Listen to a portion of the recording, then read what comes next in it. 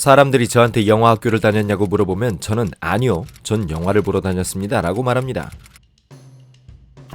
그냥 비디오 가게에서 일하던 직원이었다가 컬트 감독이 된 인물, 갑자기 나타나서 영화계를 완전히 바꿔버린 신동, 건방진 성격과 여성의 발과 폭력을 사랑했던 인물, 우린 그를 쿠엔틴이라고 부릅니다. 영화를 배우지 않은 사람이 어떻게 영화계의 정상에 오를 수 있었을까요? 10대 때 어머니의 어떤 말이 그에게 상처를 줬을까요? 그리고 그의 절친 로저 에이버리는 왜 그에게 화를 냈을까요? 바이오그래퍼 채널입니다. 오늘의 주인공 쿠엔틴 타란티노의 놀라운 이야기가 여러분을 기다리고 있습니다. 편안하게 즐겨보시죠.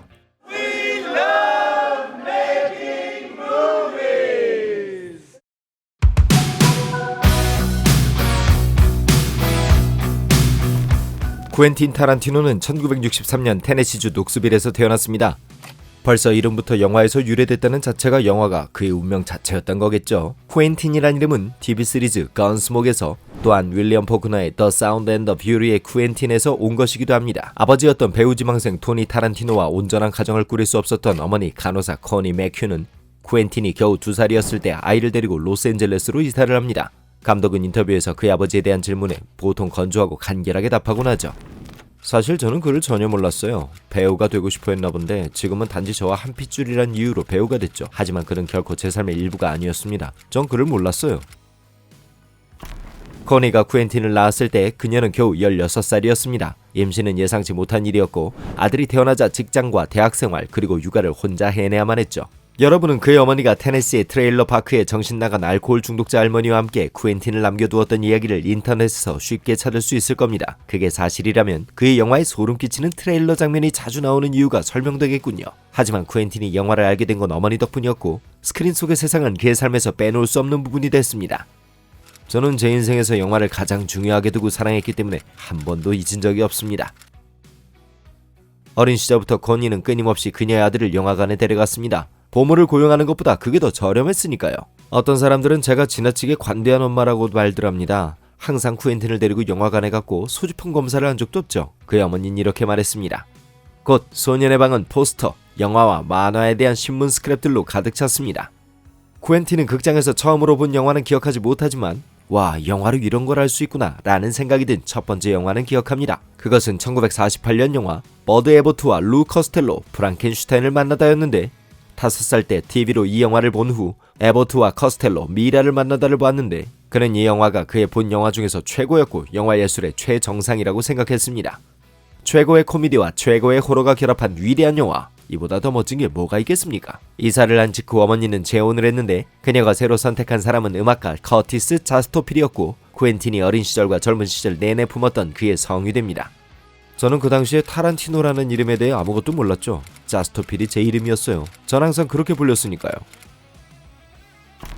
쿠엔틴은 18살에 성을 타란티노로 바꾸게 되는데 그냥 더 멋지게 들렸기 때문이었습니다. 이탈리아 스타일이었죠. 쿠엔틴 타란티노라는 이름이 그냥 멋지게 들렸어요. 아버지나 가족과는 아무 관계도 없었던 거죠.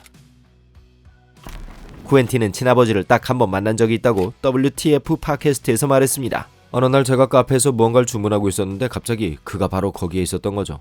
그러곤 안녕 나야 라고 말하더군요. 그래서 제가 이런 날이 올 줄 알았어 라고 했죠. 그랬더니 그가 그래 오늘이 그날이야 라고 하더군요. 그리고는 앉아도 될까? 라고 말하는데 전 고개도 들지 않고 손을 흔들어 그를 쫓아냈습니다. 그를 쳐다보고는 그냥 가시라고요. 네? 라고 하면서 그냥 손짓으로 돌려보냈죠. 시간이 흐르며 쿠엔틴은 자신의 성을 갖기로 결심한 것을 후회했습니다. 1973년 코니가 이혼하기 전까지 그를 공식적으로 입양하고 키웠던 사람은 커티스 자스토필이었습니다. 새로운 가족은 로스앤젤레스 교외의 하버시티로 이사했습니다. 쿠엔틴이 그의 어린 시절을 보낸 곳은 지역 영화관이었습니다. 그의 의붓아버지 어머니와 함께 한 주에 여러 번씩 영화를 보러 갔습니다. 디즈니랜드나 매직 마운틴 여행보다 영화관 투어 가는 것을 생일 선물로 더 좋아했죠. 쿠엔틴이 스스로 영화관에 갈 수 있는 나이가 되자마자 그는 매주 극장에 가기 시작했습니다. 새로운 영화가 없어도 예전 영화들을 다시 봤죠. 주말이면 아침부터 저녁까지 이 오래된 영화들이 TV에 틀어져 있었고 어른들은 그를 스크린에서 떼보려 했지만 허사였습니다. 쿠엔틴, 넌 아직 어린애라고. 축구를 하러 가거나 산책을 하러 나가거라. 부모님은 항상 이렇게 말씀하셨죠. 하지만 그는 축구나 모형, 기차 조립 같은 다른 어떤 것도 하고 싶지 않았습니다.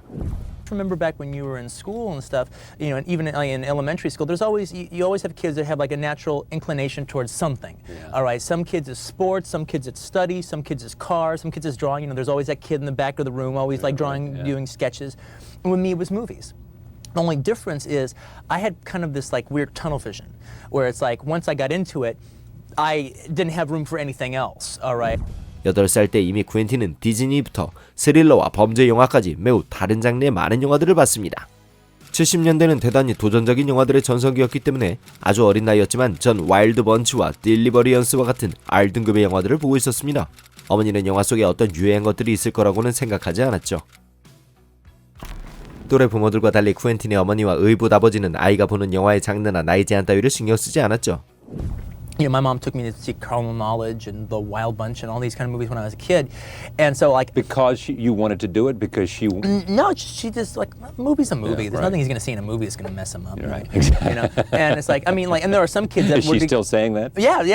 Well, today she's very happy she did that. Yes. Yeah. 제가 영화와 실제를 스스로 구별할 수 있을 만큼은 충분히 똑똑하다고 생각하셨었고 맞아요. 그랬었죠. 어느 순간 자기가 다른 부모님들이 아이들에게 허락하지 않는 영화를 보고 있다는 것을 깨달았을 때 쿠엔티노는 어머니에게 물어봤습니다. 어머니는 네가 뉴스를 보는 게 더 걱정된단다. 영화는 그렇게 해롭지 않아. 라고 말했습니다. 그러나 그에게 정말 충격을 준 것은 밤비의 몇몇 장면들이었습니다. 타란티노는 그것을 수십 년 동안 아이들에게 충격을 준 영화라고 불렀는데요. 그의 요점은 예고편이 전체 영화를 보여주지 않았기 때문에 어린 시청자들에게 스크린에서 얼마나 끔찍한 일이 일어날 수 있는지에 대해 준비시킬 수 없었다고 믿었습니다. 전 5살이었고 머릿속으로 도대체 뭔 일이 일어난 거야? 라고 소리 질렀던 게 기억나요. 어린 타란티노에게 깊은 인상을 주고 그의 스타일을 형성한 모든 영화를 나열하려면 영상이 하나 더 필요할 겁니다. 여러분이 알고 있는 작품이 이 영상에서 나오지 않았다면 댓글에 남겨주세요. 저희는 그 수많은 영화 모두를 다루고자 하는 게 아니고 특히 중요한 역할을 한 장르 중에서 에스플로테이션, 특히 블랙스플로테이션을 골라내고 싶었으니까요. 에스플로테이션은 저예산 영화로 창작자는 돈벌이를 위해 폭력, 노골적인 장면, 그리고 마약 같은 소재로 대중의 관심을 끕니다. 블랙스플로테이션이 흑인 관객에 초점을 맞춘 에스플로테이션 영화의 하위 장르임은 쉽게 알 수 있죠. 쿠엔틴은 지정학적인 이유로 이런 취향을 갖게 됐는지도 모릅니다. 저는 흑인 문화에 둘러싸여 자랐어요. 무척 좋아하죠. 특히 70년대 흑인 문화 말이에요. 라고 말합니다. 타란티노는 사우스베이에 살았습니다.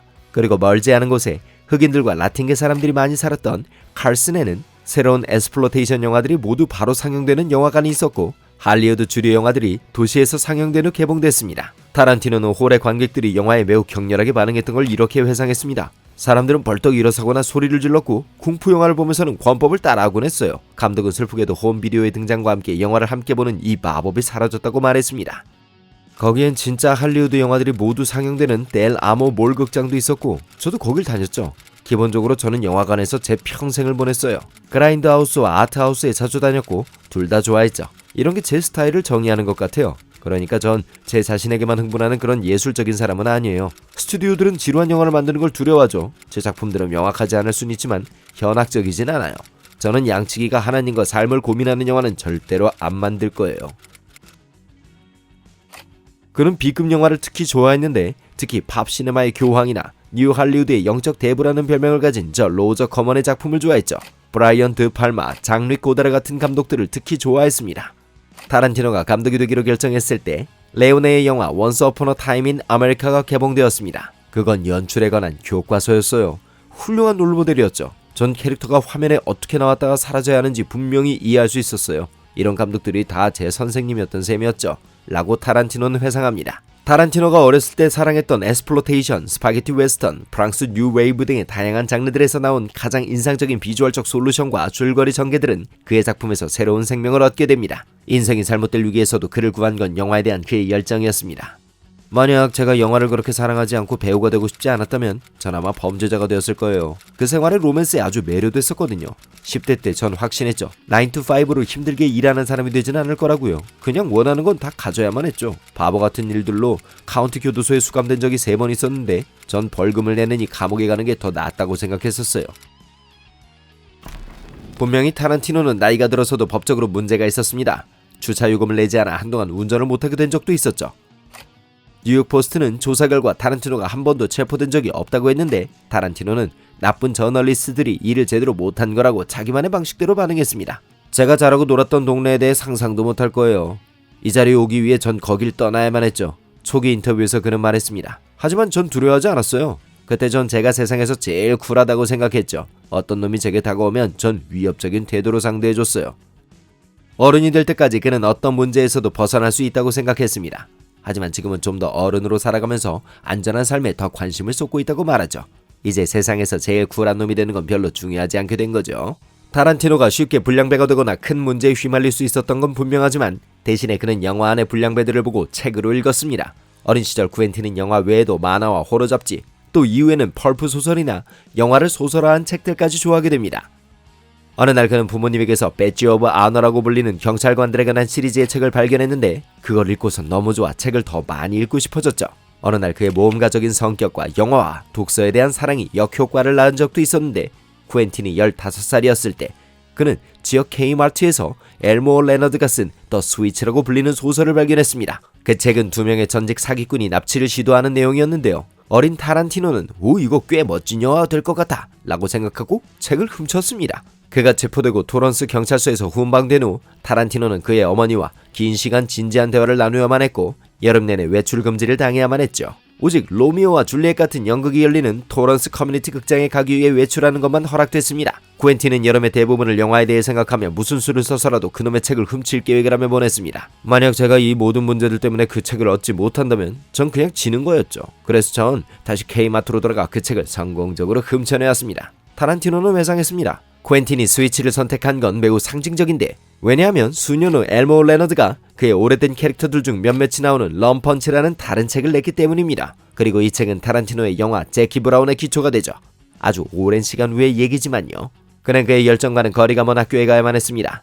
타란티노는 나중에 학교에 대해서 그가 속했던 최악의 기관이었다고 말했습니다. 그의 말에 따르면 그는 매우 제한된 시야를 가진 소년이었습니다. 영화의 대사, 배우들과 제작진의 이름을 기억하는 것은 어렵지 않았지만 대부분의 학과 과목들은 그에게 너무 어려웠습니다. Where it's like anything that I'm not interested in, I can't even feign interest. I can't do just this little bit to just get by. So what I would do, like in school, for instance, I loved history. Because to me, in a way, history was like watching a movie. Actually, I had the leg over all the other kids in history because I would seeing Nicholas in Alexandria or, watching movies about this or that and the other. To me, that was stories. So I was interested in stories. And I was really interested in reading. All right, so I was like getting like A's in history and in reading and failing miserably in other things. 쿠엔틴은 교과서를 뒤지는 대신 글쓰기 실력을 연마하며 시간을 보내는 걸 좋아했습니다. 그는 항상 이야기를 지어내는 걸 좋아했죠. 어느 어버이날 그가 어머니를 위한 글을 썼는데 마지막에 어머니가 리어 여왕처럼 세상을 떠나는 이야기였습니다. 아 진짜? 그리고 아들에게 물었더니 물론 아니죠 엄마. 근데 저도 싫지만 그래야 얘기가 돼요. 비록 죽었어도 여전히 가장 위대한 엄마니까요.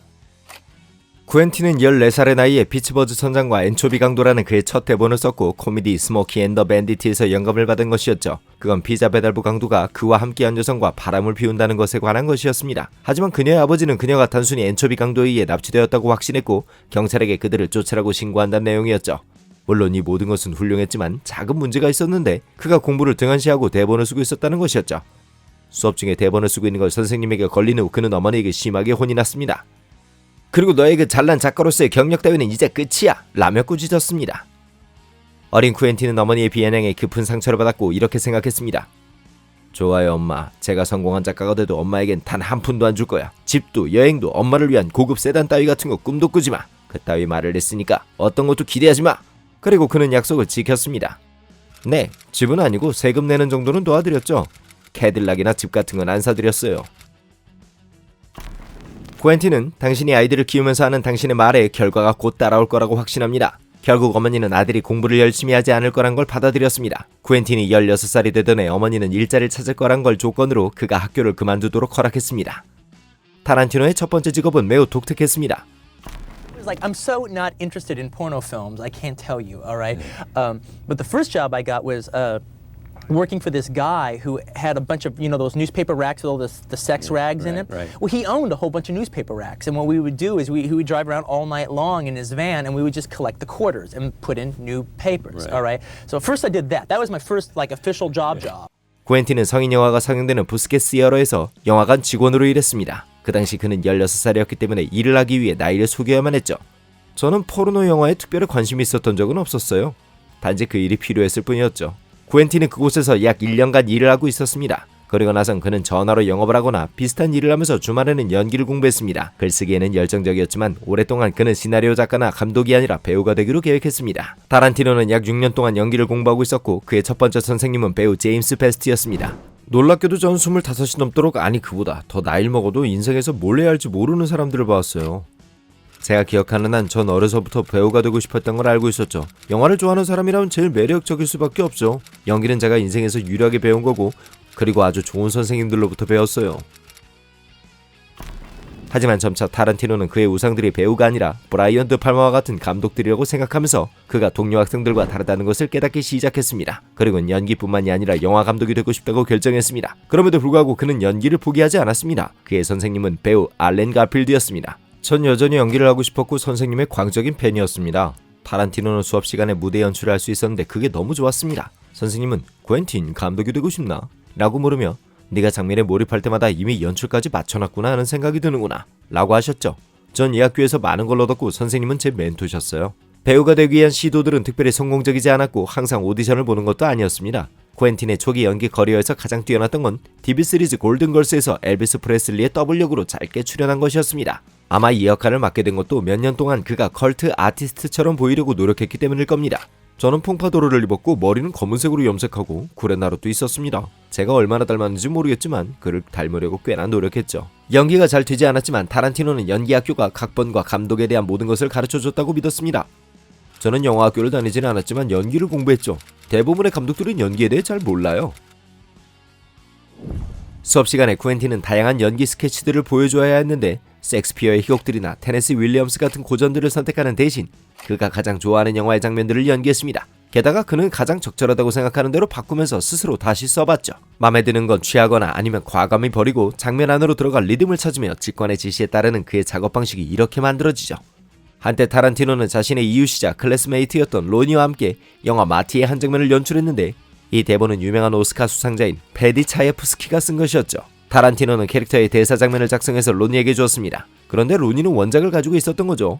그래서 그는 차예프스키의 대본을 읽을 수 있었고 마음에 들어했습니다. 그리고 나서 룸메이트의 버전도 읽었는데 그쪽이 더 마음에 들었죠. 나중에 맥주 한 병을 마시면서 로니와 이야기를 나누는 자리에서 퀸틴이 말했죠.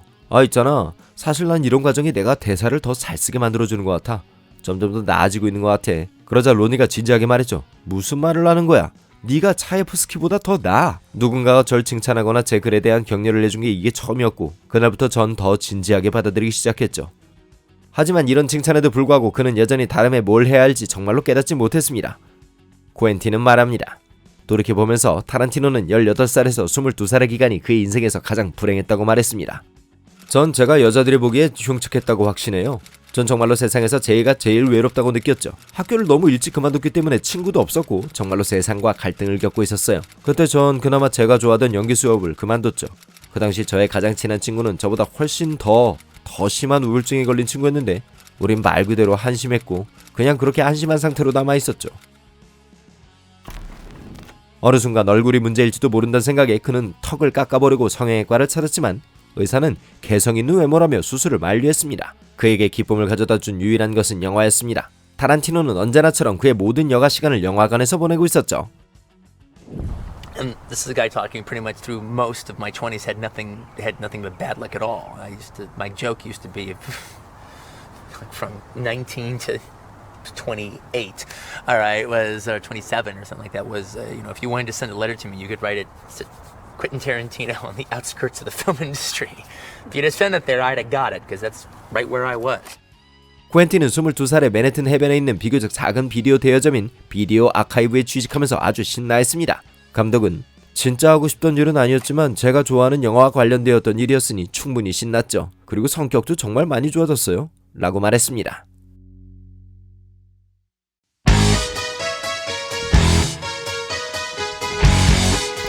비디오 가게에서 일한다는 건 타란티노에게 마치 대학에서 공부하는 것과 같았습니다. 하지만 그게 그곳에서 영화에 대해 많은 중요한 것들을 배웠기 때문은 아닙니다. 타란티노는 그 전에도 상당한 양의 지식을 가지고 있었고 영화 전문가라고 부를 수 있었죠. 만약 여러분이 대학을 다니지 않았다면 여러분은 보통 대학의 경험을 얻을 수 있는 장소에서 일하고 있는 자신을 발견하게 될 겁니다. 그리고 아마도 여러분은 대학에서만큼 공부하진 못하겠지만 사회에 대해 배울 수 있을 거예요. 전 친구들도 사귈 수 있었고 비디오 가게 일도 배울 수 있었죠. 타란티노는 그곳에서 약 5년 동안 일하며 최저임금을 받았습니다. 마치 세상의 모든 영화를 본 것 같던 타란티노는 고객들을 위한 마법사같이 매력적인 영화 안내자가 됐습니다. 그는 주류 영화뿐만 아니라 자신이 좋아하는 영화들과 고객들이 좋아하는 장르의 매력에 대해 알려주기 위해 노력했습니다. 어떤 사람은 표준 할리우드 로맨스 영화를, 또 어떤 사람은 고다드와 에릭 로머의 영화를 좋아할 수도 있었죠.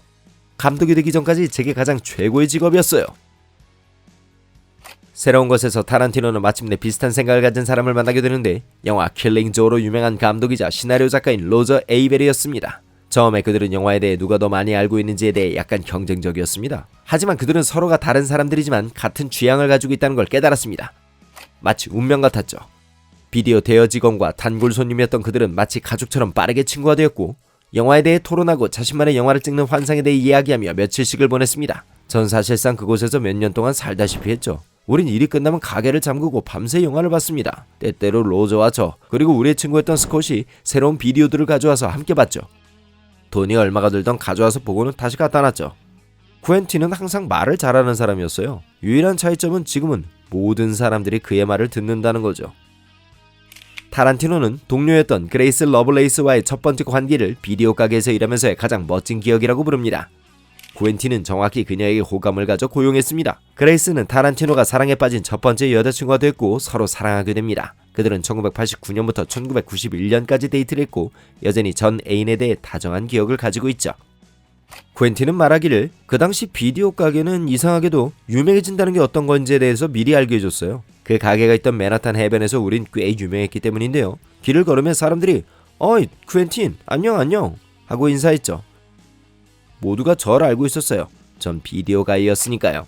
텔레비전 쇼 캅스로 유명한 감독이자 제작자인 존 랭글리도 이 비디오 가게의 단골 고객 중 한 명이었는데요.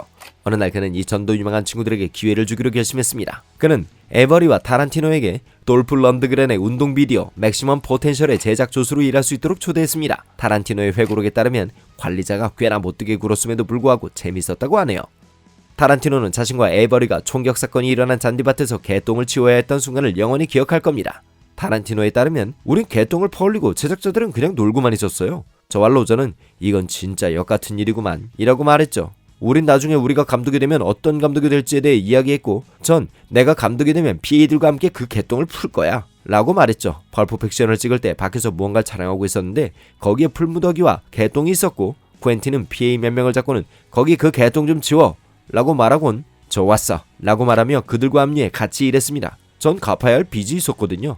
80년대 초반 타란티노에게 있어 또 다른 중요한 인물은 캐서린 제임스였습니다. 그녀는 그의 개인 매니저로 일하기 시작하면서 쿠엔틴에게 감독이 되기 위해 뭘 해야 하는지에 대한 조언을 해줬죠.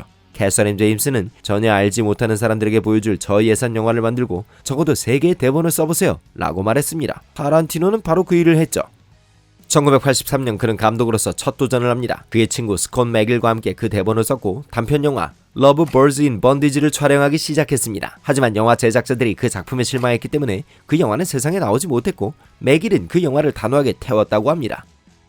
하지만 타란티노는 절망하지 않았습니다. 쿠엔틴이 연극 학교에서 만났던 그의 친구 크레이그 하만은 My Best Friend's Birthday 대본의 스케치를 가지고 왔고 쿠엔틴은 연기를 하기로 결정했습니다. 1984년 22살의 타란티노는 친구로부터 16mm 카메라를 빌려 촬영 감독을 맡은 에이버리를 포함해 친구들을 모아 자신이 만든 대본을 바탕으로 영화 촬영을 시작했습니다. 줄거리는 한 DJ가 여자친구와 이별한 친구를 위해 깜짝 파티를 준비하지만 모든 일이 틀어지고 초대한 매춘부가 생일인 친구가 아닌 DJ에게 푹 빠진다는 내용이었습니다. 타란티노는 그의 적은 월급으로 촬영 비용을 대야만 했습니다. 평일에는 비디오 가게에서 일하고 주말엔 영화를 찍었죠.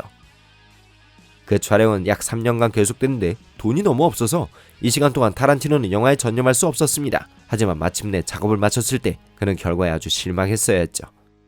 Guess what? What? I did not have You at had no all what I movie. thought I had. All right, it was. How really, was it different? It was amateurish. Yeah. It was really, and not in a charming way either. And, It had no charm. no charm at all. All right, and the thing is, No one said, "Isn't that cute?" no. It wasn't like that. Now, there were good things about it. All right, I mean, you could tell I made it. Yeah. People who knew me could look at, well, that's a Quentin Quentin made movie. that, Yeah, yeah. that has my You've spirit. had that It has from my day one personality. then. Yeah.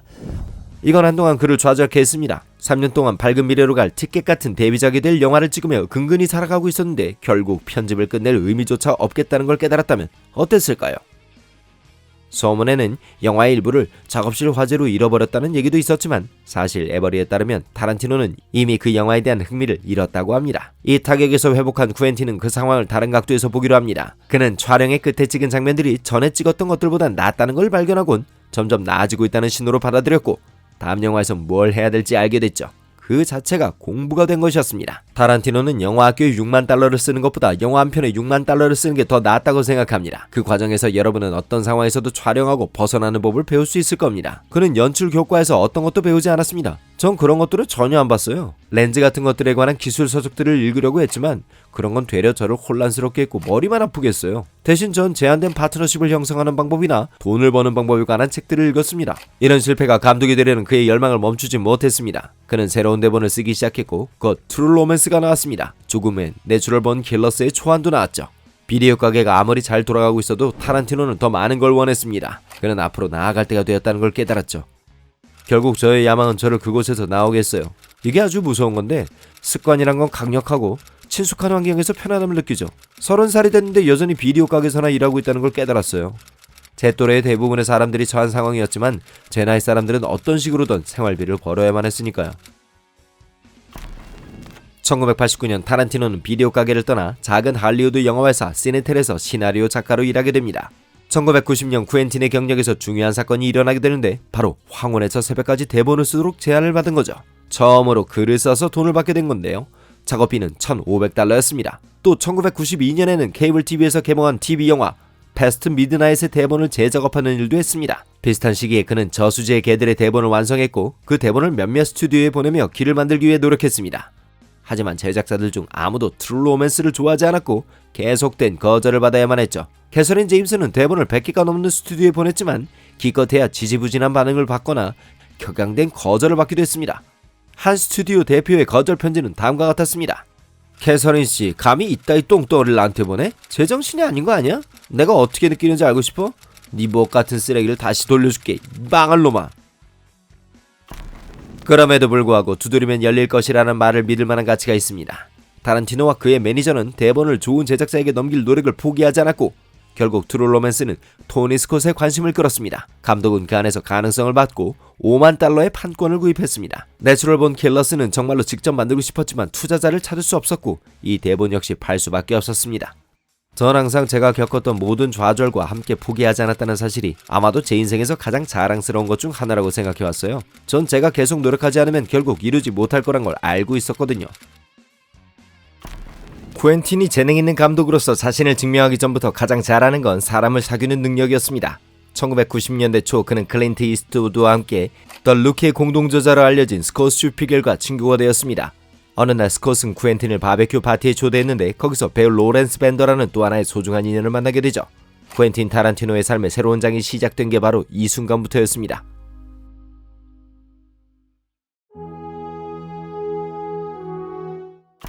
바베큐 파티를 하는 동안 쿠엔틴은 그의 새로운 친구에게 약 8년 전부터 구상하던 영화에 대한 이야기를 했습니다. 범죄를 실행한 후 강도들이 만나는 장소에서 펼쳐지는 이야기였죠.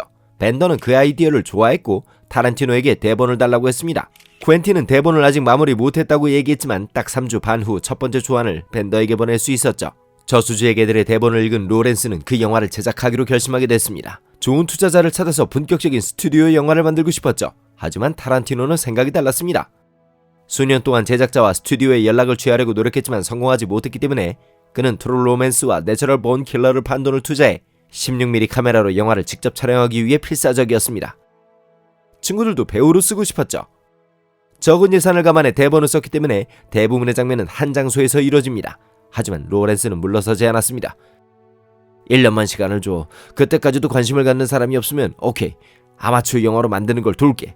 타란티노는 그에게 3개월의 시간을 주었습니다. 이 짧은 시간 동안 로렌스는 이 구상을 좋아할 만한 사람들을 간신히 찾았습니다. 하지만 그들이 내건 조건은 초보 감독에게 전혀 맞지 않았습니다. 첫 번째 투자자는 자기 여자친구가 미스터 블론드를 연기하는 조건으로 $500,000를 약속했고 또 다른 투자자는 영화 결말을 바꾸는 조건으로 $1,600,000를 투자하겠다고 했습니다. 이 영화에 관심이 있었던 또 다른 사람은 감독 몬테 할맨이었습니다. 타란티노는 그의 작품이 열렬한 팬이었고 몬테는 대본을 읽은 후 제작 책임자를 맡겠다고 했습니다. 그는 대본을 편집하며 더 많은 투자자들에게 어필할 수 있도록 도왔습니다.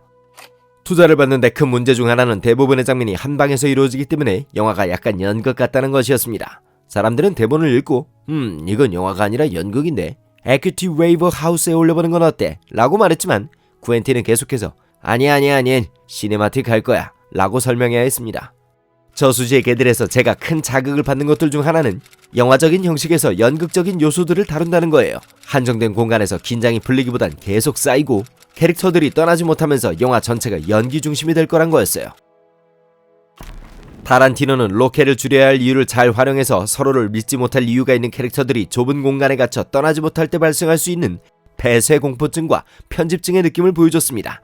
그리고 같은 시기 어딘가에서 타란티노에게 가장 사랑받던 아주 중요한 등장인물인 배우 하비 케이텔이 나타나는데 타란티노는 그를 그의 영화에 출연시킬 꿈도 꾸지 못했지만 운 좋게도 로렌스 벤더가 지인들을 통해 케이텔에게 대본을 줄 수 있었습니다. 그리고 불과 며칠 후 타란티노는 그 배우와 전화통화를 하게 됩니다. Hi, this is Quentin Tarantino. I'm Harvey Keitel, and I want you to know I think the script is magnificent. It's absolutely magnificent. I would like to be very like to be part of it. I really would. I'd like to even help produce it if I possibly could. You know, and it was like, what? Harvey Keitel? Jesus Louise. Yeah. You know, I couldn't believe it. I couldn't even believe. I still got the little when he first called. He left a number on my. He left his message on my answering machine. I still got that tape. You know? It's like played over. That's Harvey Keitel. 오랜 협상 끝에 결과적으로 이 열광적인 그룹은 라이브 엔터테인먼트의 프로듀서인 리차드 글래드스타인에게 새로운 감독에게 기회를 달라고 설득할 수 있었습니다. 글래드스타인이 하비 케이텔의 열렬한 팬이었기 때문에 타란티노와 콘은 스튜디오와 계약을 맺었고 약 130만 달러의 예산을 받았습니다. 케이텔은 오디션을 보지 않은 유일한 배우였습니다. 타란티노는 멋진 배우가 있고 그를 위해 다른 배우들을 선택하며 연기 앙상블을 만드는 일이 즐거웠다고 말했습니다. 중요한 건 실수를 하지 않는 거였죠. 그래서 스티브 부세미, 팀 로스 등이 이 프로젝트에 참여했습니다. 사람들은 저한테 그런 배우들과 함께 일하는 게 두렵지 않냐고 물었지만 제가 어떻게 두려워할 수 있겠어요. 나쁜 배우들과 함께 일하는 건 무섭겠죠. 왜냐면 영화가 엉망진창으로 나올 거니까요. 가상의 역할을 연기하는 게 누가 하든 상관없어 보이지만 좋은 배우라면 훨씬 더 쉬울 거예요.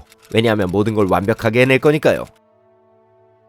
타란티노 감독은 촬영하기 전 자신과 벤더가 하비 케이텔의 집에 모여 저녁 식사를 하던 날을 떠올렸습니다. 감독은 모든 배우들을 바라보며 젠장, 이 영화에 초점을 맞추면 정말 멋진 영화가 나오겠구나 라고 생각했습니다. 그리고 나서 그는 먼 거리의 집까지 운전해가며 비디오 가게에서 일하던 한 남자의 꿈이 수년간의 실패 끝에 마침내 실현되기 시작했다는 걸 깨닫기 시작했습니다. I wanted that long drive because I was maybe the happiest I'd ever been in my life. I had just had dinner with my actors for my movie, and I just knew it was just going to be great. And I just took this long drive and just thought about how great life was. 그러나 촬영을 시작하기 전에 타란티노는 감독으로서의 역량을 올리기 위해 독립영화 감독들을 위한 썬댄스 인스티튜트 프로그램에 참가했습니다. 그의 저수지의 개들 대본으로 참가를 허락받았죠. 2주간의 세미나의 일부로 타란티노는 선배 영화 제작자들의 조언을 참고해 샘플 단편 영화 제작에 참여했습니다. 이건 타란티노에게 그 당시 믿을 수 없는 추진력을 얻고 있었지만 아직 완성되지 않은 대본에게서 탈출할 수 있던 일종의 좋은 기회가 됐습니다. 모든 멘토들이 타란티노의 대본을 좋아한 건 아니었습니다. 그들은 특히 비선형적인 이야기에 혼란스러워했는데 리설 웨폰, 배트맨 포에버, 그리고 더 헬프의 촬영 감독인 스테픈 골드블렛은 실제 일할 때 이렇게 하면 잘라버릴 거야 라고 직설적으로 말했습니다. 하지만 테리 길리언 감독은 이 새로운 감독을 더 지지했죠. 그는 타란티노의 에너지와 관습을 거스르려는 그의 의지를 좋아했습니다. 길리언 감독의 생각에 타란티노에게는 단지 약간의 장식이 필요했을 뿐입니다. 물론 결과적으로 나온 11분 30초 분량의 단편 영화는 아직도 매우 날 것 같고 어설프긴 했지만 타란티노의 특별한 스타일과 그의 재능 있는 대본과 프레젠테이션은 이미 눈에 띌 만한 것들이었습니다. Jesus Christ, Mr. White, can't you see that? Hey, God, fuck this Mr. White shit, all right? Hey, wait a minute, man. Don't tell me your name, all right? I don't want to know it. 제 생각에 그에게 썬댄스 연구소는 큰 도움이 됐어요. 왜냐하면 에너지와 아이디어를 다 가지고 있는 상태에서 할 수 있는 모든 걸 보여줄 수 있는 큰 기회를 가졌기 때문이죠. 그리고 그는 이 짧은 시퀀스에서 그 모든 걸 보여줬어요. 테리 길리엄은 나중에 이렇게 회상했습니다. 만약 여러분이 타란티노 감독이 이 긴 준비 과정을 겪은 후에 자신감을 가지게 됐다고 생각한다면 여러분은 잘못 알고 있는 겁니다. 속으로 그는 본인이 감독이 되기에는 영화 제작에 대해 충분히 알지 못한다고 걱정했습니다. 다행히도 길리엄은 그에게 힘이 되는 소중한 조언들을 해줬죠. 그는 타란티노에게 영화를 만드는 데 필요한 의상이나 다른 수많은 기술적인 세부 사항들을 다 몰라도 된다고 확인시켜줬죠. 그 대신 감독은 적절한 사람들을 고용하고 머릿속에 있는 것들을 분명히 말해야 한다고 말이죠. 만약 여러분도 이렇게 할 수 있다면 감독이 될 수 있습니다. 우린 감독에게 가장 중요한 건 영화 제작진에게 모든 세부 사항에 대해 이해할 수 있도록 잘 이야기할 수 있는 능력이라고 말할 수 있습니다. 타란티노는 이야기를 평생 동안이라도 할 수 있는 사람이었죠. 촬영은 1991년 여름 말에 시작돼 5주 동안 지속됐습니다. 안제이 세쿨라는 카메라맨으로 합류했는데 그의 경험으로 초보 감독을 도울 수 있었죠. 타란티노는 그림을 그릴 줄 모르기 때문에 스토리보드를 만들지 않았고 다른 사람들이 그걸 하는 것도 원하지 않았습니다. 그래서 모든 걸 자세히 묘사하는 노트를 썼죠. 그와 세쿨라는 각각의 장면에 대해 논의했고 카메라맨은 스스로 모든 걸 배치했고 타란티노는 그의 의견을 더했습니다. 예산이 한정되어 있었기 때문에 등장인물들이 입은 옷은 대부분 배우들의 개인 옷이었습니다. 타란티노는 모든 등장인물들이 검은 신발을 신길 정말 원했지만 미스터 블론드 역을 맡은 매드슨은 신발이 없어서 검은 부츠를 신었고 그래서 매드슨이 부츠에서 면도날을 꺼내는 장면이 있게 된 거죠. 영화 대부분에서 팀 로스가 연기한 미스터 오렌지는 피 웅덩이에 누워 있었습니다. 촬영장에서 실제 구급대원이 배우에게 붙어서 그 캐릭터의 피가 현실적으로 일정한 양으로 나오는지를 체크했습니다. 가짜 피는 로스와 팀 전체를 불편하게 했죠. 액체는 종종 마르고 표면에 달라붙었기 때문에 배우는 말 그대로 땅에서 들어올려져야 했습니다. 흥미롭게도 캐릭터들이 공경에 빠지게 된 다이아몬드 절도 장면은 그 영화에 없습니다. 타란티노 감독은 이 장면이 없는 이유가 예산이 부족해서였다고 설명했지만 더 흥미로운 다른 이유는 감독은 이런 식으로 사건의 세부 사항을 모호하게 하고 싶었다고 설명했습니다. 전 항상 그 장면을 볼 수 없으면 좋겠다고 생각했고 그렇게 만들었어요. 영화 초반의 관객들은 그 강도 장면을 궁금해할 겁니다. 뒤로 가면서 영화가 사실 다른 것들에 관한 이야기란 걸 깨닫게 되는 거죠. 즉, 이 영화에서 우리는 이미 장래의 해체에 대한 타란티노의 사랑을 볼 수 있습니다. 강도 영화에서 강도를 안 보여주는 거죠. 그 절제된 표현은 타란티노가 영화 제목의 의미를 전혀 설명하지 않는다는 데서도 분명히 드러납니다. I don't answer the question what a reservoir dog is because one, and I'm not being a jerk by not answering it because it's more of a mood thing than anything. Those guys are the reservoir dogs. Whatever the hell that is, that's them. But the reason I don't give you where it came from, because it did come from somewhere, is because I like people telling me what they think it means, all right? Because people have come up to me and they told me some really wild things. But the thing, as far as I'm concerned, whatever they say, they're correct about, and I like the fact that this creativity keeps coming back and forth. I think that's really good. 앞으로 투자자들의 계속된 질문을 막기 위해서도 타란티노는 그들에게 저수지의 개들은 브레슬리스와 밴드 어파르테 같은 프랑스 영화의 갱스터 용어이고 쥐새끼를 의미한다고 말했습니다. 하지만 그건 사실이 아니었죠. 댓글로 이 영화 제목의 뜻에 대한 여러분의 생각을 적어주세요. 저희가 읽어보고 가장 재밌는 댓글에 좋아요를 눌러드릴게요. 미스터 블론드가 경찰을 고문하는 장면이 이 영화에서 가장 소름 끼치는 장면이라는 건 누구나 동의할 겁니다. 물론 타란티노는 이 장면에 경쾌한 음악이 사용된 것이 이 장면의 상황과 전혀 맞지 않는다는 걸 정확히 알고 있었습니다. The use of the song Stuck in the Middle with You, which is this light, bouncy, kind of cool song. All right, it not only does it not lighten up the scene, it makes the scene even harder to watch. Because you're sitting there and you're watching it, and all of a sudden this tune comes on. You're like, oh yeah, the guitar's playing. You're kind of tapping your toe. It's real catchy and everything. And then Michael starts doing his little dance. And I defy anyone to watch Michael do his little dance and not get a kick out of him because he's just having a blast.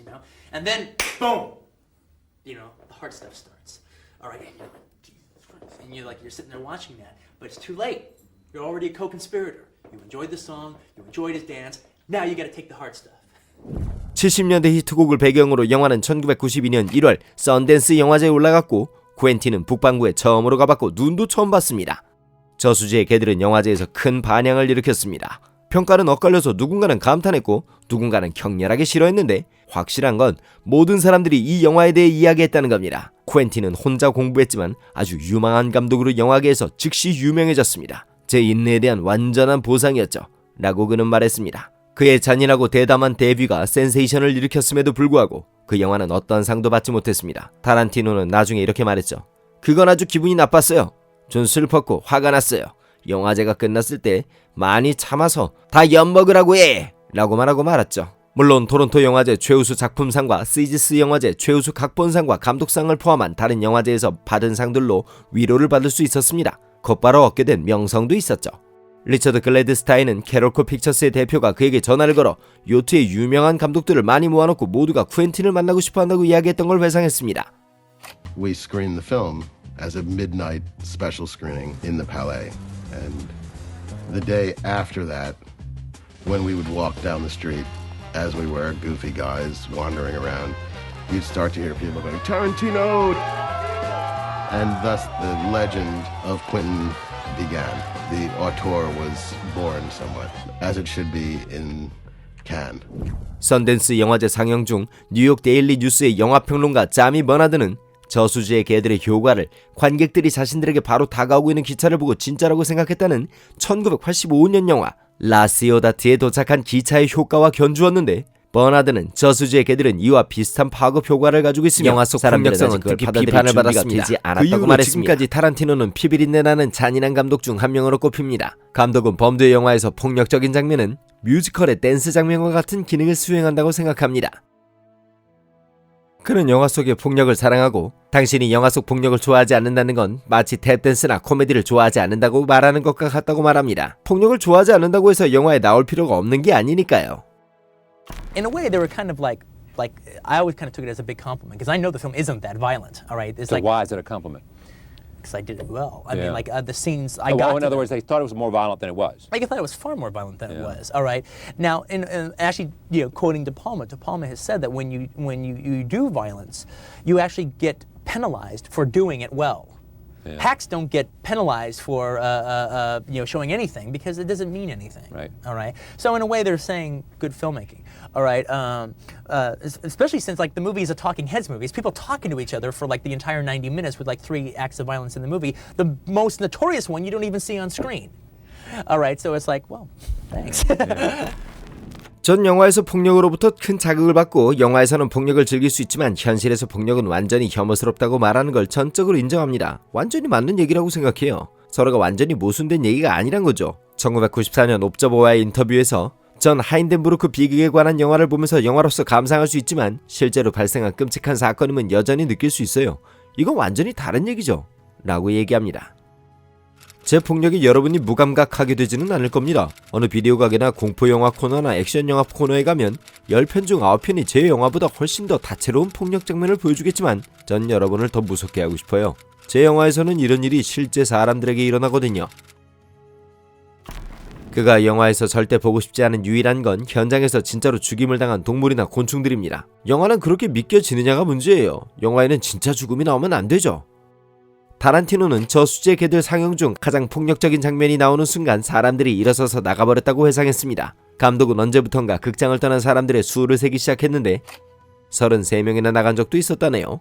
그럼에도 불구하고 초기 인터뷰에서 타란티노는 관객들이 나가버리는 것에 대해 전혀 신경 쓰지 않았다고 주장했습니다. 이건 영화가 제대로 먹혔다는 걸 의미하는 거니까요. 타란티노는 다른 영화제 상영 중에 컬트 호러 감독 웨스 크레이븐과 공포영화 특수효과 예술가 릭 베이커가 다른 관객들과 나가는 걸 봤다고 말했습니다. 나중에 만나면서 베이커는 쿠엔틴에게 설명했죠. 쿠엔틴, 저는 당신의 영화를 보다 나왔지만 그걸 칭찬으로 받아들였으면 좋겠네요. 알다시피 저는 SF를 하는 사람이잖아요. 늑대 인간이나 뱀파이어는 존재하지 않죠. 근데 당신은 진짜 폭력을 다루잖아요. 전 그것까진 보고 싶지 않아요. 저수지의 개들을 반대하는 많은 사람들은 영화에서 다른 영화에서 사용된 것이 너무 많았기 때문에 이 영화를 삼류라고 불렀습니다. 이건 미래의 모든 타란티노 영화들을 괴롭혔던 또 다른 주장이었습니다. 사실은 아직 아무도 제가 진짜로 훔쳤던 영화들을 알아채지 못했다는 거예요. 영화를 만들 때 우린 좀 더 일찍 만들어진 아카이브 위에 서 있고 여러분이 원하는 어떤 방식으로든 이걸 사용할 수 있습니다. 저는 실제 삶을 가미한 영화를 만들고 싶어요. 칸 영화제에서 이 영화가 상영된 후 미라맥스 필름스는 저수지의 개들의 영화 배급사가 되기로 했습니다. 그렇게 타란티노와 악명 높은 제작자 하비 와인스타인의 오랜 협력이 시작되게 됐죠. 저수지의 개들은 유럽에서 큰 성공을 거뒀고 사람들은 이 영화에 대해 이야기를 했습니다. 그러나 미국에서는 좋은 박스 오피스에도 불구하고 아트하우스 영화의 운명을 기다리고 있었습니다. 적어도 아직은요. 타란티노가 펄프 픽션 덕분에 큰 인기를 얻은 후 많은 사람들이 감독의 다른 작품들을 보기 위해 달려들었고 저수지의 개들은 DVD로 아주 큰 인기를 끌었습니다. 마돈나는 영화 초반에 주인공들이 자기 노래에 대해 이야기하는 장면을 보고 퀸틴, 이 노래는 사랑에 관한 노래예요 라는 메시지와 함께 그녀의 앨범을 보냈다고 합니다.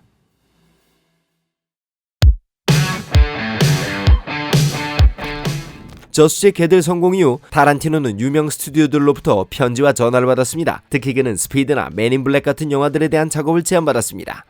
하지만 타란티노는 다른 계획을 가지고 있었습니다. 1992년 중반 사악한 범죄 소설들이 가득 담긴 여행 가방을 들고 그는 새로운 영화의 대본을 쓰기 위해 암스테르담으로 날아갔습니다. 그는 유럽에 가본 적이 없었기 때문에 저수지의 개들이 끝난 후 유럽으로 가고 싶었습니다. 감독은 그때가 정말 멋진 창작의 시간이었다고 말합니다. 아마도 처음으로 그는 돈에 대해 걱정할 필요가 없었을 겁니다. 그는 아침에 암스테르담을 마음껏 돌아다닐 수 있었고 그 후 한두 잔의 커피를 마시고는 일을 시작했습니다. 1992년 인터뷰에서 짧은 암스테르담 시절에 대해 이제 로스앤젤레스의 모든 것이 잘못되고 있으므로 암스테르담은 저에게 천국이나 마찬가지예요. 아무도 저를 모르고 아파트에 앉아서 창밖에 수로를 보며 글을 쓰는 건 정말 멋진 일입니다. 라고 말했죠.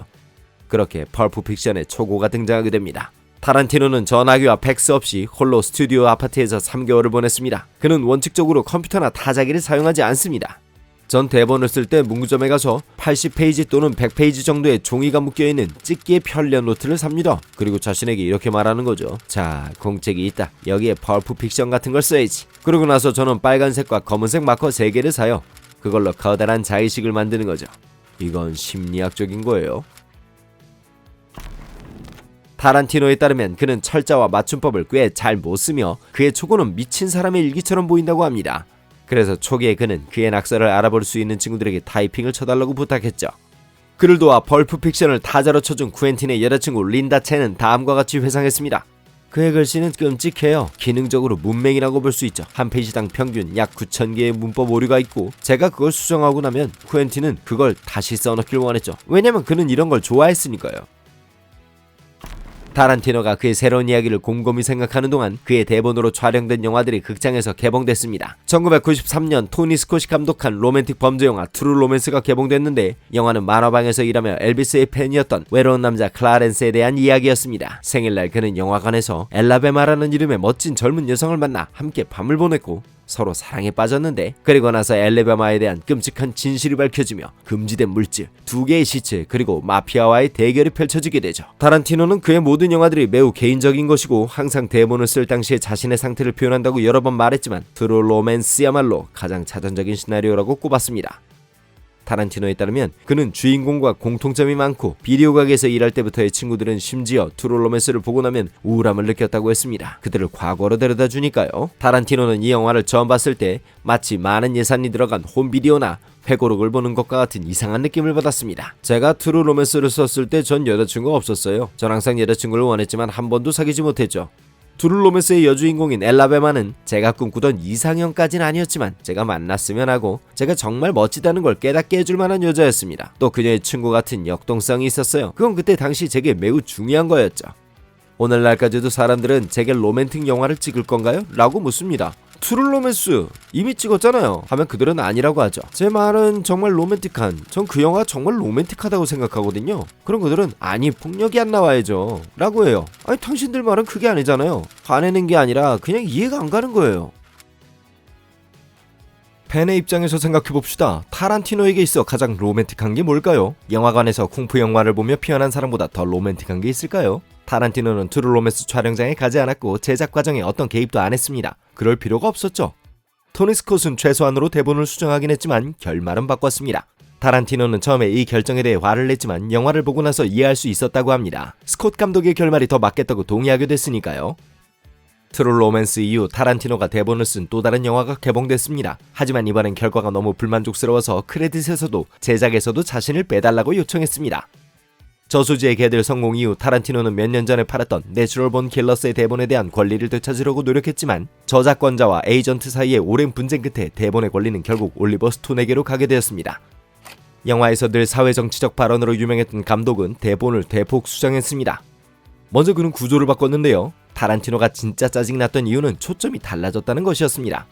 스톤이 만든 이 미국을 여행하며 싫어하는 모든 사람을 죽이는 사랑에 빠진 커플의 열정적인 이야기는 무슨 이유인지 연쇄살인마를 청소년의 우상으로 만든다는 언론의 비판대에 서게 됐습니다. 그래서 타란티노는 크레딧에 초안 저자로만 언급됐습니다. 그는 오랫동안 진정하지 못했고 심지어 자신이 쓴 버전을 대중소설 형태로 출판하려고 했습니다. 그러나 내추럴 본 킬러스의 제작자들은 타란티노가 대본과 함께 출판권까지 판 것이라며 소송을 제기했습니다.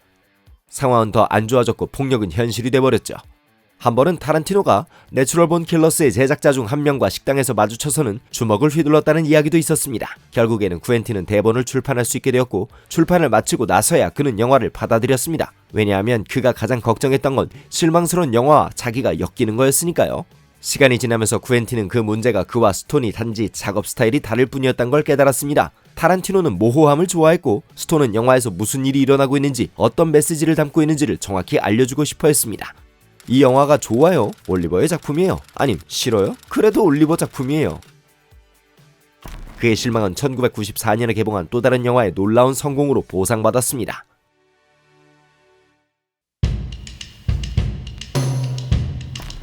펄프 픽션은 저수지의 개들 전부터 구상되었는데 쿠엔틴 타란티노, 아담 리프킨과 로저 에이버리 세 감독에 의한 세 편의 단편영화 모음집으로 구상되었습니다. 당시 타란티노는 빈센트 베가와 미아 윌리엄스의 모험에 대한 이야기, 에이버리는 어떤 권투 선수에 대한 이야기를 가지고 있었습니다. 처음에 리프킨이 합류를 거절하고 프로젝트는 잠깐 중지되었습니다. 그의 첫 번째 영화 시사회 이후 타란티노는 에이버리에게 펄프 픽션을 다시 시작하고 싶다고 하며 에이버리의 아이디어 중 일부를 사용해 하나의 완전한 영화로 결합하고 싶다고 말했습니다. 그러려면 한 편의 예산으로 세 편을 제작해야 했고 세 개의 주요 스토리 라인 중 하나의 주인공이 나머지 두 개의 스토리를 들여다볼 수 있도록 해야만 했습니다. 에이버리는 타란티노가 스튜디오 아파트에서 머물렀던 암스테르담으로 갔습니다. 그들은 자신들이 전에 사용했던 모든 좋아하는 장면들을 가져가서 그 장면들 중 어떤 장면이 가장 잘 어울리는가 보기 위해 그걸 바닥에다 깔아뒀다고 합니다. 암스테르담을 떠날 때 에이버리는 펄프 픽션 대본의 공동 집필자가 된 것 같은 느낌이 들었고 타란티노와도 이 문제에 대해 합의가 됐다고 생각했죠. 하지만 쿠엔틴의 생각은 달랐습니다. 그는 암스테르담에 머물면서 장면들을 더 완벽하게 만들고 대사를 추가해 500페이지짜리 대본을 만들어냈죠. 대본의 한 페이지는 원칙적으로 영화의 1분과 같으니까 간단하게 계산해보면 첫 시나리오의 플레잉 타임은 8시간 이상이었다는 얘기죠. 이 천재적인 작가는 자신의 창조적인 충동을 억제하고 대본을 159페이지로 줄여야 했습니다. 영화 촬영이 시작된 후 로저 에이버리는 타란티노의 변호사로부터 자신이 대본의 공동저자가 아니라 스토리 작가로 등록되는 것에 동의할 것을 요구받았습니다. 결국 타란티노는 쿠엔틴 타란티노 각본, 감독이라고 크레딧에 쓸 수 있게 됐죠. 에이버리는 몹시 기분이 상했고 공저자의 권리를 포기할 수 없었습니다. 하지만 타란티노는 그러면 권투 선수 에피소드 자체를 완전히 없애버리고 영화 자체에서 아예 빠지라고 협박했죠. 타란티노는 시계에 대한 아이디어를 포함해 대본에 있는 아이디어들 중 많은 것들이 친구의 것이라고 인정했지만 이 시계에 대한 이야기를 생각해낸 건 사실 쿠엔틴이었습니다. 분명히 에이버리의 아이디어는 타란티노가 대본을 쓰기 시작한 출발점이었다는 건 확실하죠. 결국 에이버리는 영화에 대한 그의 기여를 인정받아 25,000달러의 계약을 맺었지만 초기 인터뷰에서 그는 확실한 배신감을 표현했습니다. 하지만 최근 에이버리는 이런 건 다 잊었다고 말합니다. 그에 따르면 지금은 둘 다 사이가 아주 좋다고 하네요. 전 그 영화를 사랑하니까 제작에 기여할 수 있었던 것만으로도 만족스럽고 그걸로도 충분해요. 그리고 전 쿠엔틴을 사랑해요. 마치 형제 같죠. 타란티노 감독이 영화에 출연했던 배우들 중에는 영화를 통해 다시 조명을 받거나 데뷔하게 된 배우들이 있었는데요. 감독의 훌륭한 성구안을 보여주는 가장 인상적인 예는 아마도 존 트라볼타일 겁니다. 그 당시 그의 커리어는 붕괴 직전이었거든요. 영화 투자사의 하비 와인스타인은 그가 영화의 주인공 역할 중 하나를 맡는 것에 전적으로 반대했습니다. 하지만 타란티노는 트라볼타를 믿었죠. 역할에 대해 논의하기 위해 타란티노가 존 트라볼타를 자기 집으로 초대했을 때 그들은 처음 만났는데 타란티노가 문을 열자마자 자, 당신의 아파트에 대해 설명을 볼까요? 욕실엔 이렇게 생긴 타일이 있죠? 제가 왜 그걸 하냐면 제가 처음 할리우드로 이사했을 때 살았던 아파트거든요. 라고 말하는 겁니다. 정말 흥미로운 우연이죠. 그들은 빠르게 공감대를 찾고 새벽까지 이야기를 나눴습니다.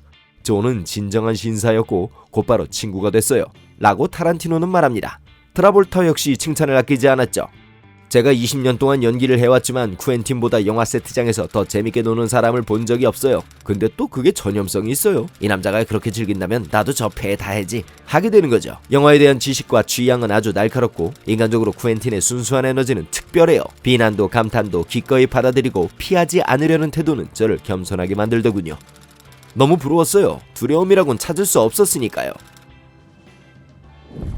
이 영화의 또 다른 주인공인 브루스 윌리스는 타란티노의 영화에 출연하고 싶다고 직접 요청했습니다. 저수지의 개들의 열렬한 팬이었던 윌리스는 최소임금을 받더라도 이 젊은 감독과 함께 일할 준비가 되어 있었습니다. 하지만 쿠엔틴은 오랫동안 그의 뮤즈였던 우마 서먼을 설득해야만 했습니다. 그 여배우는 몇몇 장면들 때문에 출연을 고민하고 있었는데 쿠엔틴은 저녁 식사를 하며 결국 그녀의 허락을 받아냈죠. 어쨌든 이 영화는 1991년 타란티노가 로렌스 밴더와 함께 설립한 어 밴드 어파트라는 회사에서 제작됐는데 나중에 이 회사는 뮤직비디오뿐만 아니라 타란티노의 작품을 포함한 많은 영화를 제작하게 됩니다. 51일 동안 촬영된 펄프 픽션 촬영에 대해 타란티노는 창의적이고 풍부한 상상력의 최고의 꿈 같은 시간이었어요 라고 회상했습니다. 아마 그 의문의 서류 가방 안에 무엇이 들어있었을까 모두 궁금해하셨을 텐데요. 네, 저희가 단서를 가지고 있어요. 자신있게 말할 수 있습니다. 배터리 2개와 전구 1개가 있었을 겁니다. 네. We happy? Yeah, we happy. 일반적으로 가방 안에 뭐가 들어있냐는 중요하지도 않고 절대로 나오지도 않을 것 같네요. 타란티노가 절제된 표현을 좋아한다는 거 기억나시죠? 벌프 픽션에서 가장 기억에 남는 장면 중 하나는 트라볼타와 서먼이 춤추는 장면입니다. 촬영 전 타란티노는 두 사람에게 고다드의 밴드 오브 아웃사이더에 나오는 댄스 장면을 보여줬습니다. 가장 주요했던 참고 자료 중 하나였죠. 타란티노는 850만 달러짜리 영화를 2,500만 달러짜리 영화처럼 만들기로 결심했고 결론적으로 성공했다고 인정할 수밖에 없을 것 같네요. 초저예산으로 제작된 이 영화는 전 세계적으로 2억 1,400만 달러를 벌어들여 펄프 픽션은 당시 최고의 수입을 올린 독립영화가 된 것과 동시에 가장 중요한 영화 중 하나가 되었죠. 타란티노도 이렇게 큰 성공을 기대하지는 못했다고 하네요. I was ready for it. I was just a little surprised that I got the level of recognition what I did so early. I mean, I figured that if I was given a chance to make films and to, you know, little by little create a body of work of maybe 3-4 movies, all right, I would have some recognition inside of film, inside of modern film. I figured if I had like 3 or 4 chances at it. I didn't expect to get it in 2 movies. I didn't expect to like get that major recognition and become a force to be reckoned with inside of a world cinema in 2 movies. That I did not plan that. 평론가 로저 에버튼은 이 영화를 1990년대 가장 영향력 있는 영화라고 평했습니다. 그야말로 너무 잘 쓰여져 있어서 시나리오 작성 수업을 듣는 좀비 작가들의 코를 문지르고 싶을 정도예요 라고 말했죠. 이 영화는 타란티노 감독의 2번째 영화에 불과했습니다. 하지만 그의 스타일은 이미 다른 신예들에 비해 두드러졌습니다. 캐릭터가 아무 말을 않고 있어도 그냥 일상적인 대화를 나누는 장면 같은 것도 흥미롭게 보였습니다. 대사에 대해 이 정도 칭찬을 받았지만 어떨 땐 타란티노가 약간의 사기꾼같이 느껴지는데요. 그는 이런 능력들을 그의 캐릭터들에게 돌렸는데 대사는 그저 캐릭터들이 말하는 것뿐이며 본인은 그저 그걸 기록할 뿐이라고 했죠. 하지만 더 간단한 설명이 있습니다. I guess it would be my memory. I just remember conversations. I remember funny things. I remember turns of phrases. Even if me and you go out to lunch and we're overhearing an interesting conversation between a daughter and her mother in the next booth, if they say something interesting, and it could be 9 years. 이 영화는 칸 영화제 황금종려상에서 최고상을 수상했습니다. 심사위원장인 클린트 이스트우드가 우승자를 발표하자 관객들은 열광했습니다. 타란티노와 출연진이 무대에 올라온 후 한 여성이 펄프 픽션은 쓰레기야! 라고 소리를 질렀습니다. 타란티노는 그녀를 무시하고 상을 수상한 이유를 말했습니다. 저는 사람들을 하나로 모으는 영화를 만들지 않습니다. 저는 사람들을 갈라놓는 영화를 만들죠. 펄프 픽션은 바프타상 9개 부문, 골든글로브상 6개 부문, 오스카상 7개 부문에서 후보로 올랐습니다. 타란티노와 에이버리가 공저한 이 영화는 아카데미 각본상을 수상했습니다. 그것은 타란티노가 수년 동안 노력해온 성공이었습니다.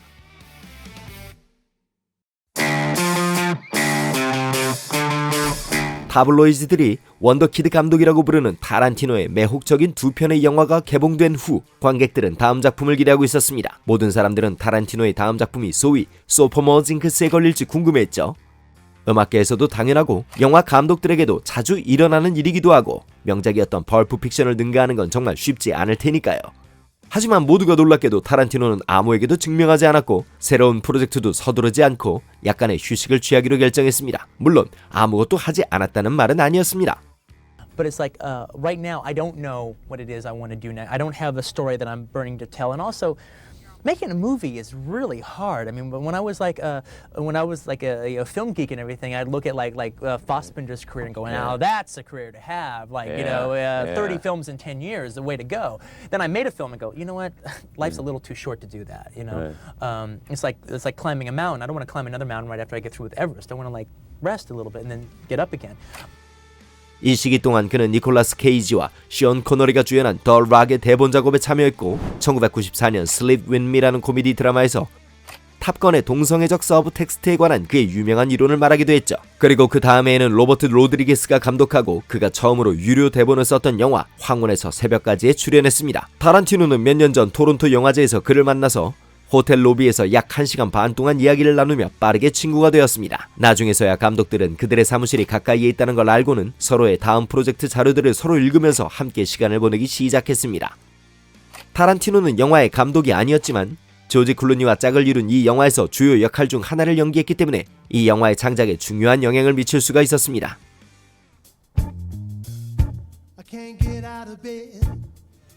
로드리게즈는 영화의 선열의 낭자일 걸 알았고 영화가 NC-17 등급을 받지 않도록 하기 위해 모든 뱀파이어 피를 빨간색이 아닌 초록색으로 만들었습니다. 하지만 그런 노력이 영화를 필요 이상의 잔인함이란 비판으로부터 구해내지는 못했죠. 우연히 뱀파이어 은신처에 있게 된 두 명의 강도에 대한 잔인한 영화는 엇갈린 평가를 받았습니다. 박스오피스에서 매우 좋은 성적을 냈고 컬트 영화로서 손꼽히게 됐죠. 타란티노는 이 영화에 출연하는 것이 그에게 예술적인 돌파구가 될 것이라고 믿었습니다. 그건 아주 흥미로운 깨달음이었는데 캐릭터를 완전히 소화하기 위해 필요한 변화의 심오함을 이해하는 것은 어떤 예술가에게도 중요한 순간이니까요. 타란티노에게 히트 시리즈 ER의 제작에 참여하도록 얘기한 건 당시 파트너였던 조지 클루니였습니다. 그 프로그램의 팬이었던 쿠엔틴은 첫 시즌의 24번째 에피소드를 촬영하기로 동의했습니다. 타란티노는 그 팀에 들어가기 위해 매우 열심히 노력했습니다. 전 이상한 사람이 되고 싶지 않았어요. 겉돌지 않고 항상 동료들과 함께 하려고 했죠. 당시에 대해 이렇게 회상했습니다. 제가 ER 감독을 할 때 응급실 직원들은 초록색 수술복을 입었는데 그래서 저도 며칠 동안 그것들을 입고 다녔죠. 그 다음엔 외과 의사의 파란색 수술복도 며칠 동안 입고 다녔어요. 물론 제일 히트는 제가 간호사의 분홍색 수술복을 입었을 때였는데 간호사들의 수술복을 입은 채로 그 에피소드 촬영의 마지막 이틀을 보낸 후 제가 촬영장을 걸어 나올 때 모든 간호사들이 제게 박수를 보내줬답니다. 하지만 모든 것이 매끄럽지는 않았습니다. 쿠엔틴이 성공적으로 마무리했다고 생각했던 장면을 다시 촬영할 걸 요구했던 책임 프로듀서 존 웰즈와 갈등이 있었거든요. 그때서야 전 이게 제 쇼가 아니라 그들의 쇼라는 것을 깨달았습니다. 타란티노는 나중에 회상했습니다. TV에서는 작가가 아니라 제작자가 왕이더군요. 어쨌든 감독은 특별히 다음 장면을 한 번에 찍었습니다. 어차피 제가 편집할 건데요 뭐. 쿠엔틴은 배우들에게 이를 설명하고 오랜 시간 연습을 하게 했습니다. 이 마더후드라는 에피소드는 1995년 어머니의 날 3일 전에 방송되면서 원래도 높았던 쇼의 시청률을 하늘로 올려버렸습니다. 평론가들로부터 칭찬일색 리뷰를 뒤로하고 타란티노는 3명의 감독들과 함께 엔솔로지 파리스 블랙 코미디 포rum을 촬영하러 갔습니다. 이 작품은 호텔 벨보이가 연말 연회를 맞아 다양하고 매우 독특한 손님들을 만나는 이야기를 다루고 있었는데 각각의 감독은 팀 로스가 연기한 주인공을 중심으로 자신의 개별적인 이야기를 촬영하게 됐죠. 타란티노와 함께 알리슨 안더슨, 알렉산드로 로그웰, 그리고 로버트 로드리게스 같은 주목할 만한 독립감독들이 작업했는데 타란티노는 여전히 본인에게 충실했습니다. 헐리우드에서 온 남자라는 제목의 그의 에피소드에는 엿먹어 라는 욕이 21분 동안 무려 193번이나 나오죠. 혹시 타란티노의 영화에서 이 욕이 얼마나 자주 나왔는지 궁금하세요? 이 욕이 그의 영화에서 약 1000번 정도 나왔단 걸 세심한 팬분들이 이미 계산해 주셨죠. 앤더스와 로그웰이 촬영한 부분은 평론가들의 혹평을 받았습니다. 타란티노와 로드리게스의 파트는 호평을 받았지만 영화를 부정적인 평가에서 구원한 데는 역부족이었죠. 두 감독의 콜라보는 여기서 끝나지 않았습니다. 같은 해 타란티노는 로드리게즈 감독의 영화 데스페라도의 조연으로 출연했습니다. 하지만 관객, 평론가들 그리고 물론 언론들까지도 타란티노를 배우보다는 감독으로 보고 싶어하는 것 같았죠. 한 인터뷰에서 그는 책을 내고 싶다는 암시를 주었지만 동시에 그러기 위해 휴식을 취할 계획이 있다고 말하기도 했습니다. 하지만 그게 그리 쉽진 않았습니다. 타란티노는 만약 유명세란 게 온앤오프 버튼이 있다면 진짜 세상에서 가장 멋진 게 될 거라고 생각했습니다.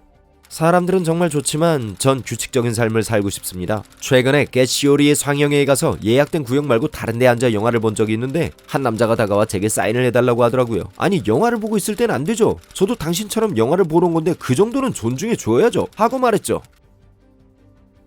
명성이란 것이 그에게 압박이긴 했지만 그를 망치지는 못했습니다. 1996년에도 타란티노는 여전히 자신의 빨간색 GO를 타고 다니고 대부분의 시간을 영화관에서 보내거나 첫 시나리오로 번 돈으로 샀던 작은 아파트에서 영화 포스터, 보드게임, 비디오 카셋에 둘러싸여 살았습니다. 1995년 그는 배우 미라 소르비노와 데이트를 시작했습니다. 그들은 1998년까지 데이트를 했는데 소르비노는 그들이 이상한 커플이라는 걸 인정했습니다. 그런가? 근데 그 두 사람이 정확히 어디에 있는지 아는 커플이 얼마나 되나요? 제가 쿠엔틴보다 조용하긴 하죠. 근데 쿠엔틴보다 시끄러운 사람들은 많지 않을걸요. 한편 마침내 새로운 영화에 대한 가닥이 잡히고 타란티노는 새로운 대본에 그의 모든 에너지를 집중하기 위해 자신을 고립시키기 위해 언론과의 모든 접촉을 끊고 TV쇼와 인터뷰를 거부했습니다. 물론 이게 언론이 전화나 편지로 그를 괴롭히지 않았다는 뜻은 아닙니다. 타란티노는 언론에 대한 압박을 느낀과 동시에 자신에 대한 믿음도 가지고 있었습니다.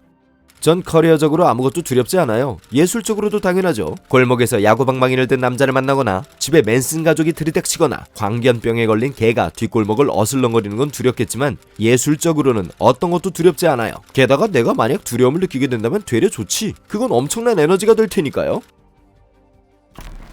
1997년 그는 마침내 새로운 영화로 모든 사람들의 조바심을 만족시켜버립니다. 하지만 의견은 갈렸습니다. 평론가들은 타란티노가 더 성숙해졌다며 대부분 호평했지만 일부 타란티노 스타일의 팬들은 어리둥절해하고 심지어 크게 실망했습니다. 누군가는 놀라운 작품이라고 말했지만 누군가는 전혀 이해하지 못하겠다며 이미 정점을 찍은 타란티노에게 앞으로 더 기대할 게 없다고 말하곤 했죠. 그러나 그들 모두 한 가지 중요한 점을 놓치고 있었습니다. 쿠엔틴은 펄프 픽션과 비슷한 작품을 만들려고 한 것이 아니었습니다. Doesn't it bother you? It's not really something I think about. Really? Oh, I guess I got a little sensitive about my hair a few years ago. It started falling out, so, I did something about it. 청년 시절 그가 그토록 좋아했던 블랙스플로테이션에 대한 찬가인 제키 브라운은 타란티노의 다른 작품들과 바이브와 영화적 언어가 전혀 달랐죠. 호흡은 더 느리고 수십 명의 사람들을 영화관에서 뛰쳐나가게 한 저수지의 개들의 그 명장면에 피가 덜 흐르는 버전 같은 거였죠. 하지만 이게 이 영화가 이전 것들보다 못하다는 말은 아닙니다. People have written about my work as if I've done 6 movies. They're drawing you can draw conclusions on the movies themselves, but they've drawn conclusions about me and my work, concrete conclusions after only 2 movies. And you really can't do that with any filmmaker, all right? So now the third movie's come out, and now you can see, this man is not just doing a series of movies that are in the same vein. All 3 of these movies are different movies. You can tell I made them. They all have a certain kind of flavor, but they're individualistic unto themselves. The way, Goodfellas is Goodfellas, and Taxi Driver is Taxi Driver, and Alice Doesn't Live Here Anymore is Alice Doesn't Live Here Anymore. They're all 3 separate movies, but Scorsese's hands is all over them. 그 후 감독은 절대 펄프 픽션에 머물고 싶지 않았으며 되려 몇 단계 더 내려가 겸손하게 이야기를 다루고 캐릭터를 보다 심층적으로 다루기로 결정했던 거라고 설명했습니다. 그 당시 그의 감정에 딱 맞는 의도였죠. 제키 브라운은 풍부함과 심도도 가져야 했지만 정말 더 현실적으로 보이는 게 중요했죠. 다른 영화들도 매우 현실적으로 보이지만 동시에 그것들은 화려한 영화의 특징들도 갖고 있거든요. 또 다른 특이점은 이 작품이 타란티노의 경력에서 처음으로 책을 원작으로 한 작품이었다는 것입니다. 이 책은 그가 상점에서 훔쳤었던 엘모 레너드의 소설 럼펀치에 기반한 것이었습니다. 어릴 적 타란티노가 훔쳤던 바로 그 책의 작가 말이죠. 감독은 책의 분위기를 최대한 살리기 위해 노력했지만 변화가 없었던 것은 아니었습니다. 예를 들어 장소를 마이애미의 사우스비치에서 LA의 사우스베이로 옮겼습니다. 이유는 매우 간단했는데 쿠엔틴은 플로리다에 대해 아무것도 몰랐기 때문에 거기서 촬영하고 싶지 않았죠. 그는 사우스베이에서 자랐고 부유한 지역이나 가난한 지역이나 모두 매우 잘 알고 있었습니다. 감독은 이 개인적인 지식들을 요소로 사용할 수 있다고 느꼈습니다. 원작자 엘모 레너드도 각색에 만족했죠. 줄거리는 작은 항공사에서 일하며 근근히 살아가고 있던 한 중년의 승무원을 중심으로 전개되는데 제키는 때때로 돈을 위해 사무엘 L. 잭슨이 연기한 무기상 5대의 밀수를 도왔고 결국 일이 꼬이는 일련의 사건들을 촉발시키게 된다는 이야기죠. 타란티노는 원래 해오던 대로 이전의 영화들과 마찬가지로 매우 흥미로운 캐스팅을 했습니다. 감독 자신이 말했듯이 명성의 특권 중 가장 멋진 게 그의 젊은 시절 우상들을 캐스팅할 수 있다는 거였고 탐정 바니온으로 가장 잘 알려진 로버트 포스터와 블랙스플로테이션 영화로 유명한 팜 그리어가 그 기회를 얻었죠. I said, okay, who is an actress that's in her mid-40s that looks like she's in her mid-30s, is just great looking, just has got strength in her look as well as looking good, and also just looks like she could handle anything. Yeah. One of the main reasons that Jackie's able to pull off a lot of the things she's able to pull off is she's not a criminal. She's a regular person, regular citizen. Put amongst cops really pushing her, put amongst crooks, deadly crooks, really putting the bite on her, and she always manages to keep her cool. And it's the fact that she keeps her cool that kind of keeps them like this. And I go, that sounds like Pam Grier. 타란티노는 심지어 그의 사무실에 그리어의 영화 포스터를 가지고 있었는데요. 첫 회의를 위해 사무실에 온 그리어가 그걸 보곤 제가 올 줄 알고 이 포스터를 붙인 건가요? 하고 묻자 아니요, 전 사실 당신이 올 테니 포스터를 내릴까 생각 중이었어요 라고 말했죠. 타란티노 감독과 함께 촬영장에서 작업한 후 그리어는 기자들에게 감독이 한두 테이크만 찍었기 때문에 쉽지는 않았지만 흥미진진했다고 말했습니다. 만약 당신이 그 사람과 일해보면 분명 엄청 신날 거예요. 날아갈 듯이요. 유명한 빅 제리가 등장한 것은 제키 브라운이었습니다. 촬영이 종종 밤에 있었고 배우들은 촬영 사이사이에 잠이 들기 시작했는데 타란티노에게는 토니 스콧이 가르쳐준 꿀팁이 있었습니다. 감독은 인턴 중 한 명에게 그가 찾을 수 있는 가장 큰 딜도를 사오게 시켜서는 배우 중 한 명이 잠들면 그 옆에 빅 제리를 두고 사진을 찍었습니다. 타란티노에 따르면 그 딜도는 거실에 있는 램프 크기였다고 합니다. 그것은 촬영장에 매우 중요한 요소가 됐습니다. 하지만 아쉽게도 이때 찍힌 많은 사진 컬렉션들은 촬영 쫑파티에서 불태워버리기로 결정됐습니다. 그러나 전통은 남았고 빅제리는 그 후 타란티노의 다른 촬영장에서도 계속 존재했습니다. 당시 영화에서 감독 자신의 배역은 없었지만 오델이 자신과 가장 가까운 존재였다고 말했습니다. I really identified with Ordell, to tell you the truth, in writing. Because, I mean, Ordell isn't too dissimilar from a lot of kind of like father figures, you know, older black males that like I kind of knew that took mentor roles in my life when I was younger. And so the thing is, you know, at the end of the day, I understand Ordell. I identify with Ordell. And if things had been different, maybe like if I hadn't been an artist, I might have went Ordell's route. Really? Yeah, I mean, that's one of the things I think I have to offer to this type of material is I actually kind of understand the mindset that lives outside of society. 영화평론가 로저 에버튼은 그의 리뷰에서 이 영화는 타란티노가 그냥 원더키드가 아닌 진짜란 걸 증명하는 영화입니다. 저수지의 개들이나 펄프픽션의 재탕이 아니라 완전히 새로운 스타일의 새로운 영화이자 범죄 소설을 풍자적 코미디의 형태로 끌어올린 엘모 레너드의 특별한 매력을 느끼게 해주는 작품이에요 라고 말했습니다. 다시 제작자로서 타란티노와 협력한 로렌스 밴더는 이 영화가 더욱 성숙해졌다고 생각했습니다. 사람들이 차를 타고 여기저기를 돌아다니는 건 펄프픽션과 비슷하지만 펄프픽션은 더 화려한 영화죠. 하지만 이 영화에는 부드러움이 있어요 라고 그는 말했습니다. 동의하지 않을 수 없겠네요. 제키 브라운 이후 타란티노는 몇 년 동안 사라졌습니다. 명성이 그에게 실질적인 부담이 되었기 때문이기도 했죠.